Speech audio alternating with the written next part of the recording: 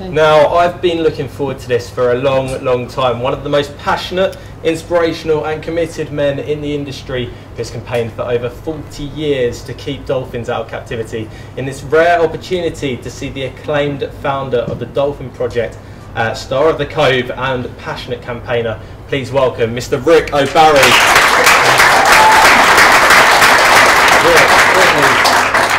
It's an absolute honour to have you here. I mean, when did you get him from the States?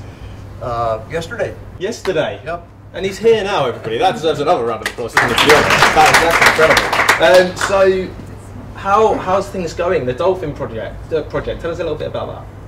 Well, actually, we're going through a branding crisis right now. I've been doing this for 45 years. Next month, Earth Day, next month, it will be 45 years. But we've gone independent, and there are several other Dolphin projects out there. So if you want to support what we're doing, it's dolphinproject.net, not .org. Dolphinproject.net, not .org. Remember that. So we'll try and get that on the screen for you as well. I appreciate that. But yeah, you say you've been doing it for 45 years. Yeah. That's incredible. 45 years next Earth Day, correct. And I'll be in Beijing, China, on that day. Because most of the dolphins that are exported from the Cove go to China. Right. And we want to do something about that. Well, we'll talk about the Cove in a second. But going back before the 45 years, you spent 10 years as a dolphin trainer. Is that correct? That's correct, yeah. Tell us a little bit about that.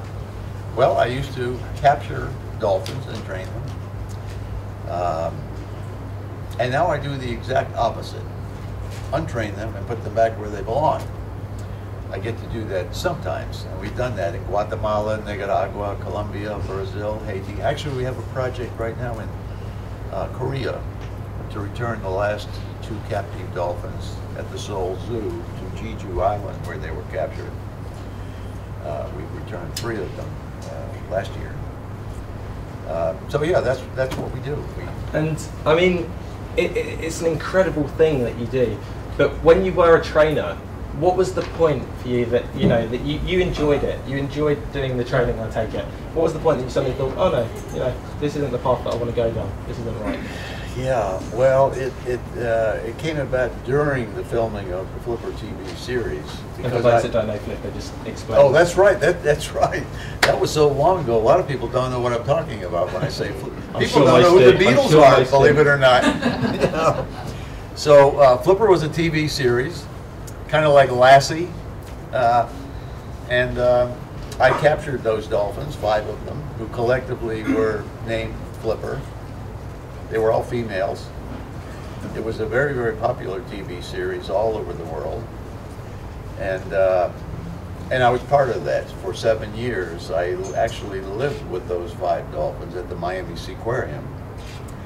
And it's very different than a normal dolphin training job, because dolphin trainers at the end of the day go home and don't work on the weekends. But for me, it was 7 years of 24 hours a day, 7 days a week. I lived with them, and you get very close to them, and you can read their body language after a while. You sort of know what they're going to do in advance and what they're thinking.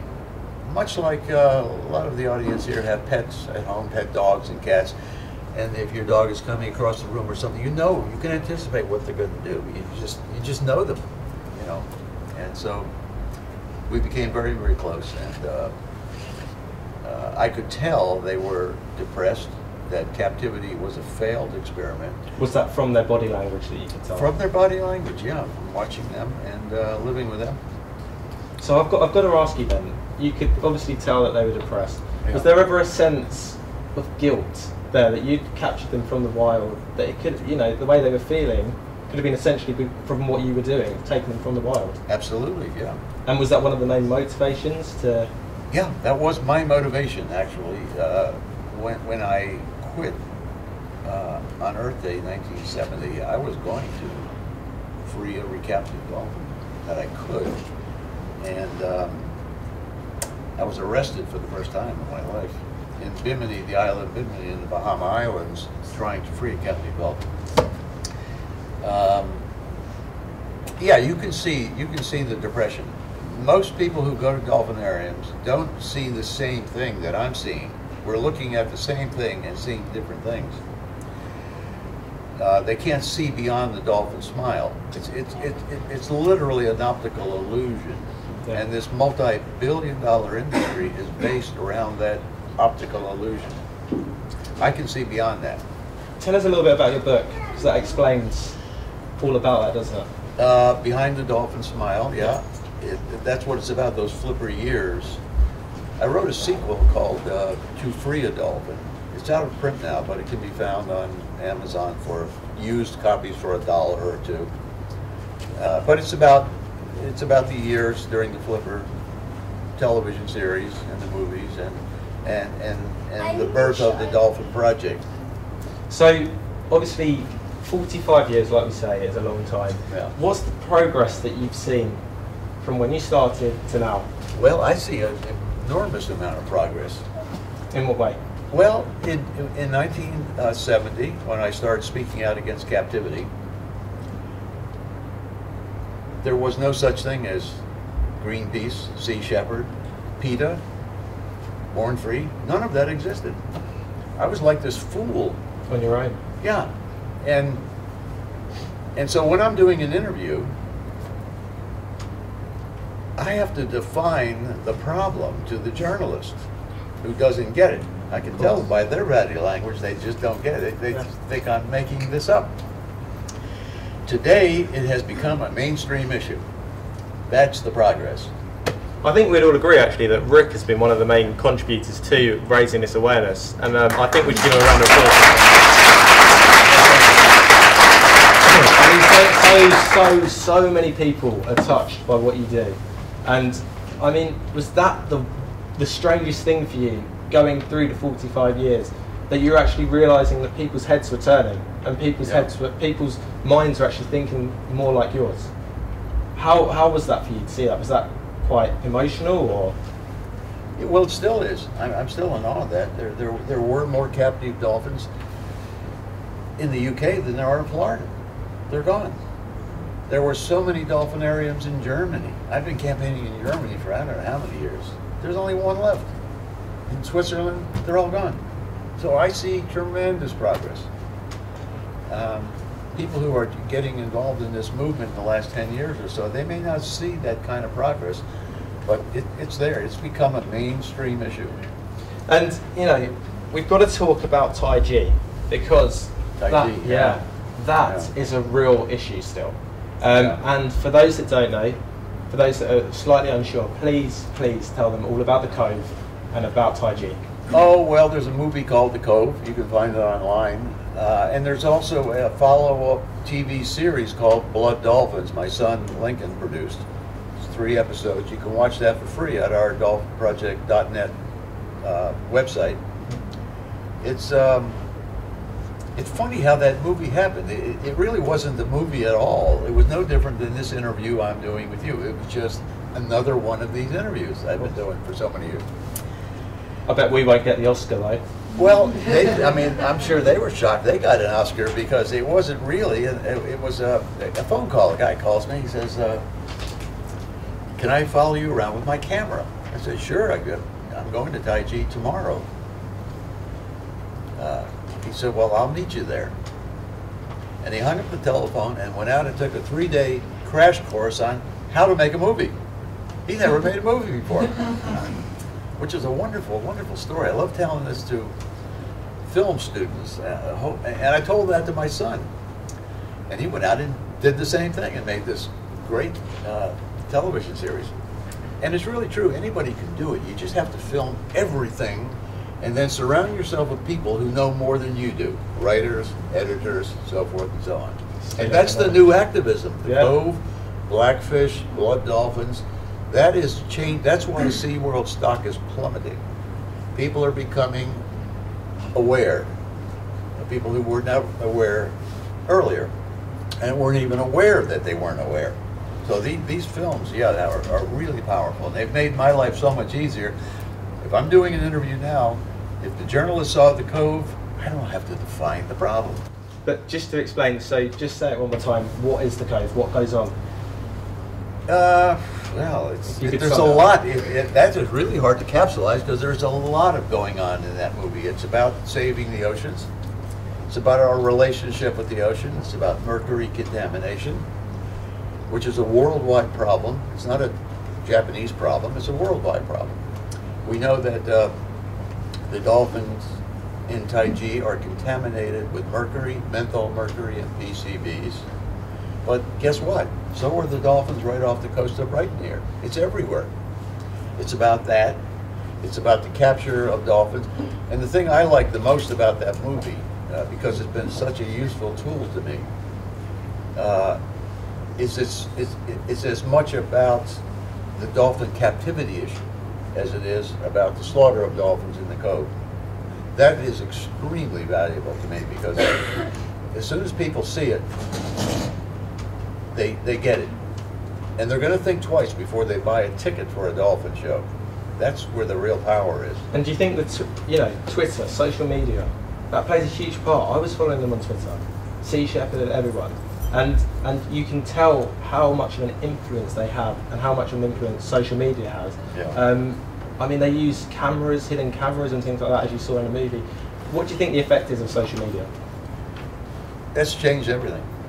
It's changed everything because millions of people, for example, we have a colleague, a Japanese colleague, who does these tweet storms, a young lady in Tokyo. And she's reached 700,000 people just by tweeting and educating them. And then they go online and they start educating themselves. Social media has changed everything. And in terms of the Cove, as in the place, in Taiji, do you think, explain to everyone at home how you would describe Taiji. Is there an awareness of what's going on? Taiji's a small town. There's 300 people. There's only about 50 people in that town who are killing the dolphins. Everybody's aware of it, of course. But they sort of take it for granted. I'll give you an example. There's a young woman, I think she's probably 23 or 4 years old, and I met her in a restaurant in Kikatsura, the town next door. She grew up, she was born and raised in Taiji. When it was time to go to college, she went to UCLA in Los Angeles, University of Southern California. And she was telling me that the story in the restaurant. As she was flying back to Taiji from Los Angeles, she saw the Cove movie for the first time. She knew the details of what's going on in this little town. She never knew that. Wow. That blew me away. How could that be possible? And how many of these dolphins are they taking? Because they're slaughtering hundreds, thousands. Yeah. So how many of that?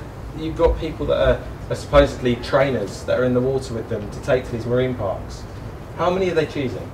Oh, I don't know the exact numbers. Some of our Cove monitors are here. They'll remind me in a few minutes how many exactly. I really don't pay too much attention to the details anymore. We're trying to stop. As a whole. And we've come to realize it's really the World Association of Zoos and Aquariums that are responsible for, well, they're missing in action. They're supposed to be policing their own industry, and we're there doing their job for them. The capture of the dolphins is the economic underpinning of the slaughter. A dead dolphin in Taiji is worth about $400 or $500. A live dolphin is worth, I know, as much as $154,000 US. I know that because I have the contract from the Ocean World Casino in the Dominican Republic, who paid $154,000 for each of the 12 dolphins they bought. So, it's the capture of dolphins that keep this thing going. So if you could give a piece of advice right to that camera, because you know how powerful your words can be for people, tell them what to do, tell them how to stop this, tell them how they can contribute. Don't buy a ticket for a dolphin show. That sounds very simplistic.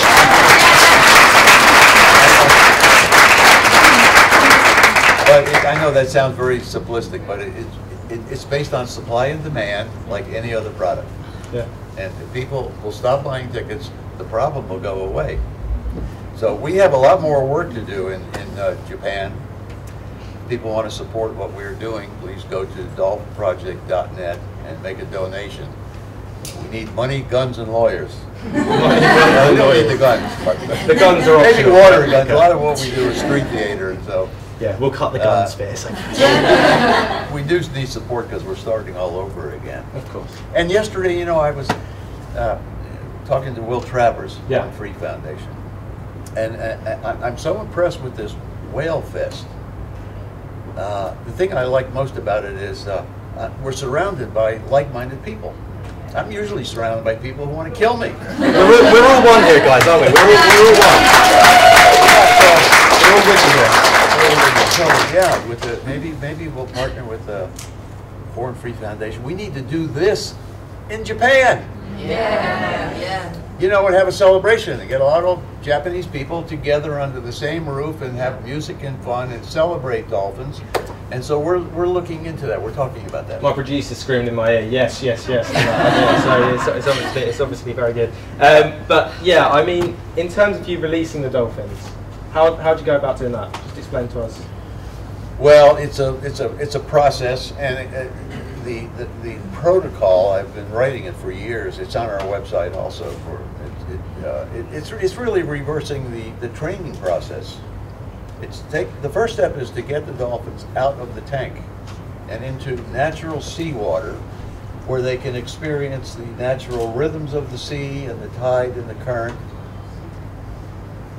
and getting them used to eating live fish again. And how do you do that? How? By introducing live fish into the sea pen. We build a sea pen. Brazil, Guatemala, Nicaragua, Colombia, Haiti, Korea, we've done it in all of these places. So when SeaWorld tells you captive dolphins cannot be released into the wild, don't you believe that? Born Free did it recently last year in Turkey. There were a couple of the dolphins that were released back in Hong Kong. So it can be done and it should be done. So, in terms of SeaWorld saying that they can't be released back, is that part of their way of keeping? How far from the truth is that? Is there absolutely categorically every dolphin could be put back into the wild? No. Okay. No. So. Here's the, and I've thought about this for many years. The solution to the problem is this: one, stop capturing dolphins. There's no need to capture dolphins for any reason whatsoever, not for research or entertainment or anything, other than to rescue them. Two, those that can be released into the wild, that are identified as releasable, should be. Those that cannot be, can be moved to and there are many of them that cannot be released in the wild. Not all of them are mentally healthy anymore. As an effect of the marine parks. Psychotic. Yeah, but because of what we have done to them. But all of them can be transferred to a natural sea pen or a cove that's fenced off for their own protection. And a sanctuary. We have sanctuaries for lions and tigers and giraffes and gorillas and monkeys and dogs and cats, but there is no sanctuary for captive dolphins anywhere on planet Earth. And realistically, isn't that odd? It is. Realistically, how far away are we from this being able to happen? How long have we got to go? I'm not sure. I think we're getting closer. We've been looking for a place in Europe for many years. One of the problems in Europe is the weather. It has to be like this every day. You've got to have good weather. Yeah. So it would have to be somewhere in the south, of course. We've located a place in North America. I don't want to identify these places because there are people listening who want to get involved. We have a lot of detractors out there, and if they know what we're going to do, they're going to make sure it doesn't happen. Don't give away any details. Just the rough guide. But they can be in a sanctuary just like other captive animals have gone to sanctuaries, elephants and so forth. And you think that's the direction that we're hopefully heading in? Yeah, and it can be profitable for the people who are doing it. In other words, SeaWorld right now could close their gates and move all of their animals to a sanctuary somewhere where tourists go. Yeah. I was just in Mexico There are 18 facilities there that have captive dolphins. There are hundreds of hotels with tourists from all over the world. If those and all of those tourists, every one of the hotels have brochures how to go swim with captive dolphins. Yeah. If they had an alternative, those same tourists would go to the sanctuary Absolutely. and support that, but they don't have the alternative. So it's really about, it's not just about creating a sanctuary, it's about doing it in the right place. Yeah. So that it's sustainable. So that everybody can be involved and everybody will be in it. Exactly. And it's not just about the dolphins.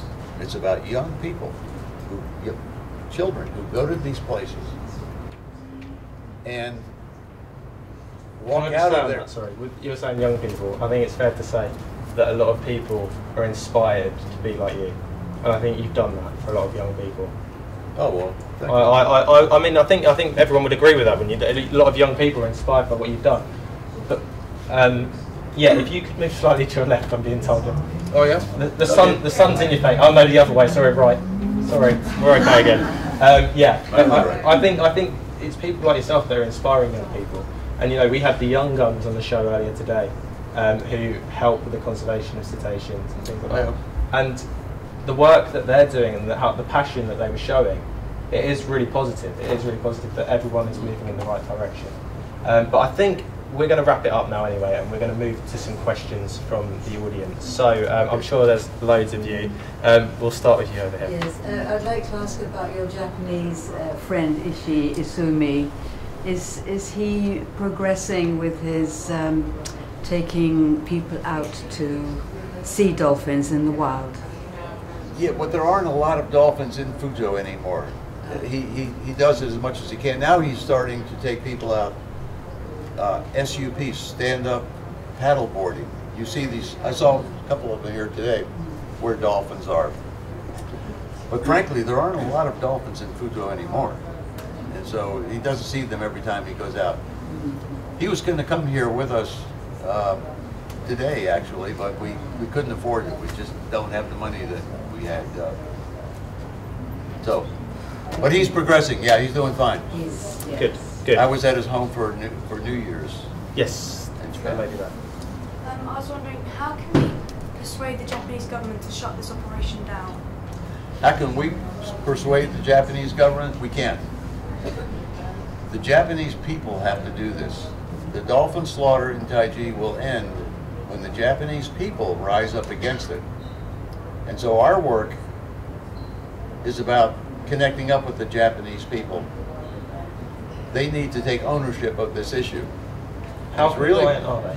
Well, it's really important that the Japanese activists are able to come to Taiji, and it's really hard for them to do that now because they get lumped in with the Western anti-whaling movement, and it's a very different culture. You know, there's such a thing called kata, Japanese kata, the Japanese way of doing things. You don't criticize the government. You don't take sides with the Westerners, and so that's one problem. There are many problems, many reasons why they can't come there. So we have to make, our work is about making it easier for them to come there and take over. Okay, all right. We'll do one last question. Yes, to the lady here. I just wondered, I think I read somewhere on your website about a sea pen in development in Indonesia. Yeah, Central Java. And if so, how is that going? It's going very well. Well, I say very well. It's very slow. It's a slow process. But my son Lincoln and the team of Dolphin Project people built a sea pen. I would say it's about 3 or 4 times the size of this room. Quite large. It's about a quarter of a mile offshore. And you were asking earlier about the process of rehabilitating dolphins, and I said you take them out of the tank and you put them in natural seawater. We've created that in Indonesia. The biggest problem we have there is corruption. One of the most corrupt countries in the world, especially the Forest Department. But things are changing. There's a new president that ran on a platform to end corruption. And for some reason in Indonesia, the Forest Department is in charge of dolphins. And they're extremely corrupt. So that every time we go to have dolphins confiscated and bring them to our sanctuary, corruption. stops it. But now there's a new president and things are changing. They're taking that power away from the Forest Department and giving it to the Fisheries Department, which we have a very good relationship with. So I'm very hopeful in Indonesia. And is it a closed sanctuary or is it open to the public? It's not. No, it's a very remote place. We're talking jungle here. This is a real jungle. But the reason we built it there is every dolphin in Indonesia was captured there. That's their home range. And so it's a pretty easy process to get them back into their home range if we just had the cooperation of the government. And we're going to get that soon. Okay, Rick, we are going to have to end it there, but please give the biggest round of applause.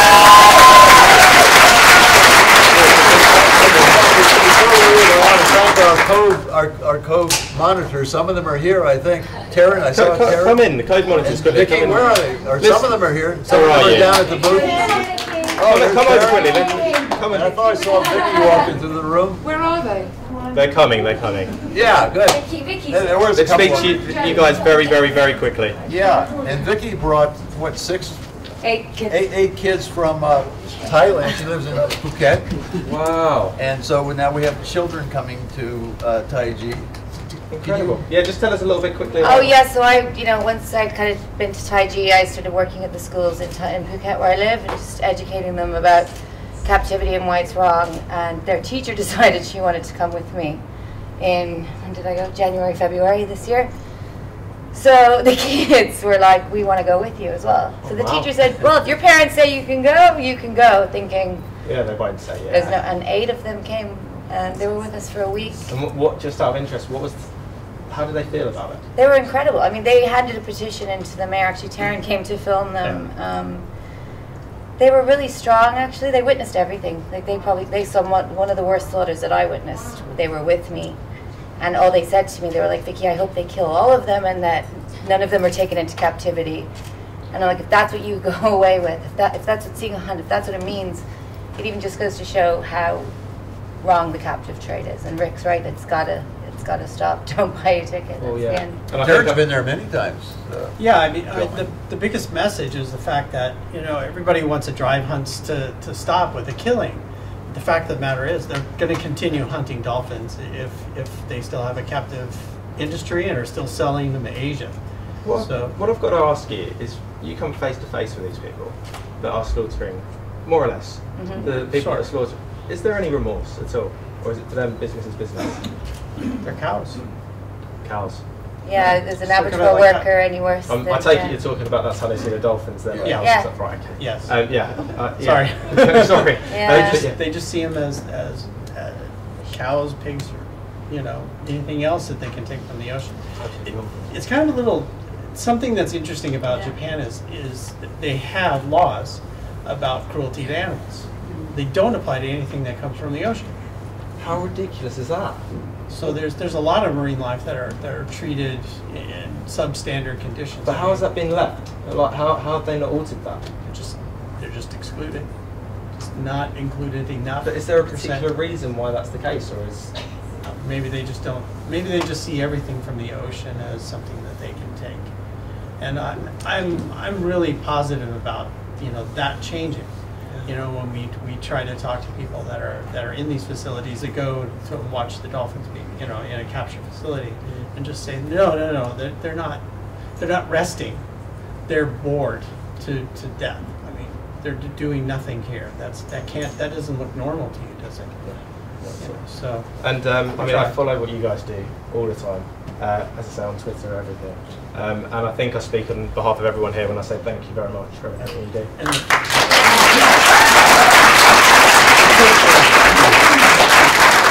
The kids were absolutely amazing. They shocked me at how they were interested in seeing what was happening. Yeah. And I know you gotta go, but no, carry on. And she was just a huge trooper with them, and my part was at the very end, but they took it very well. They knew what was happening. I even asked them several times, do you know what's happening underneath the tarps and stuff? So they understood what was happening. In fact, in a couple of cases, I said, well, what should we post as to what's happening? So they actually came up with a couple of things that we posted. Well, so they were involved. If you want to be a Cove monitor, you go to dolphinproject.net, is that correct? That's correct. So that is vital. If you want to be a Cove monitor, then go to dolphinproject.net and you can help out too. Guys, I've got to wrap it up here, but absolutely amazing. Thank you so much for being here.